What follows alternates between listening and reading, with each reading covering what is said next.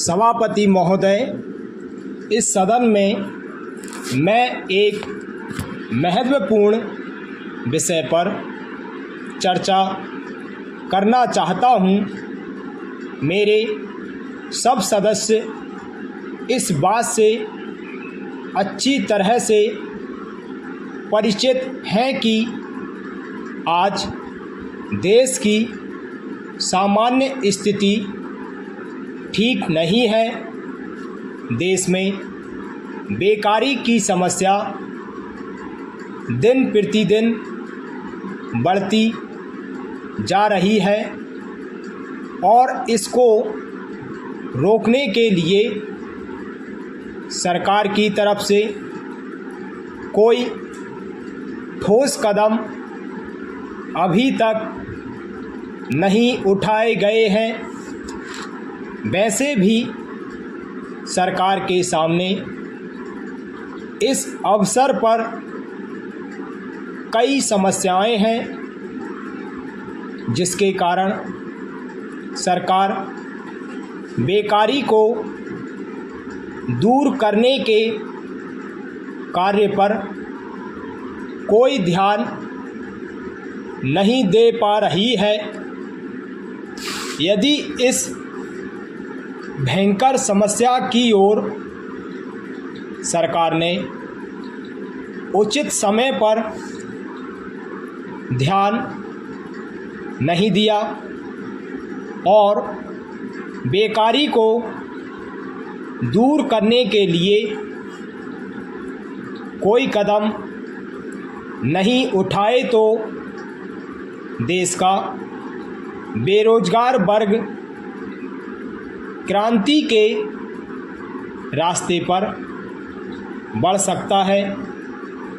और यदि वास्तव में देश में इस प्रकार से बेरोजगारी के विरुद्ध क्रांति हुई तो सरकार को बहुत बड़ी समस्या का सामना करना पड़ सकता है।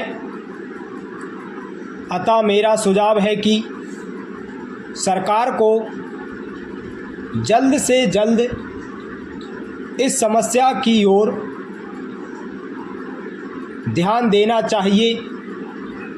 बेरोजगार वर्ग के लिए ऐसा निश्चित कार्यक्रम बनाना चाहिए कि वे समय पर अपनी योग्यता के अनुसार रोजगार प्राप्त कर सकें।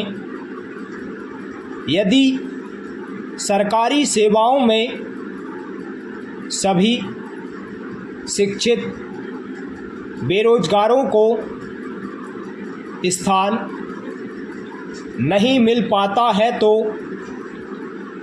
उनके लिए कुटीर और लघु उद्योग स्थापित करके काम के अवसर दिए जाने चाहिए।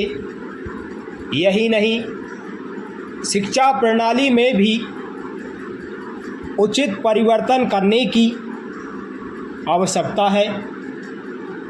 भारत जैसे देश में ऐसी शिक्षा दी जानी चाहिए ताकि युवा वर्ग कुटीर उद्योगों और लघु उद्योगों की ओर रुचि रखे और तकनीकी काम में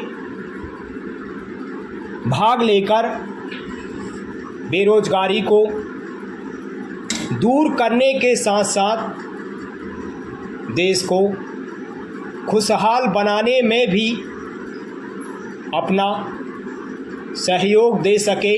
पैरा महोदय, अब मैं देश में फैले भ्रष्टाचार की ओर आपका और सदन में उपस्थित सभी सदस्यों का ध्यान आकृष्ट करना चाहता हूं।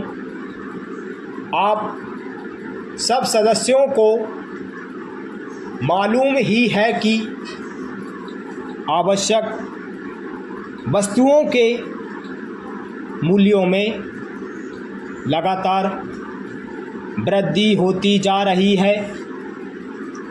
मूल्य वृद्धि के इस समय पर सरकार की ओर से कोई विशेष नियंत्रण नहीं रखा जा रहा है। परिणाम स्वरूप देश की जो आम जनता है उसे बड़ी परेशानी का सामना करना पड़ रहा है। व्यापारी वर्ग मुनाफाखोरी की ओर बढ़ता जा रहा है और आम जनता महंगाई से दबती जा रही है। यही नहीं, लोगों के पास आवश्यक वस्तुओं को खरीदने के लिए भी पैसा नहीं है। गरीब लोग अनाज के अभाव में भूखे मर रहे हैं। स्टॉप।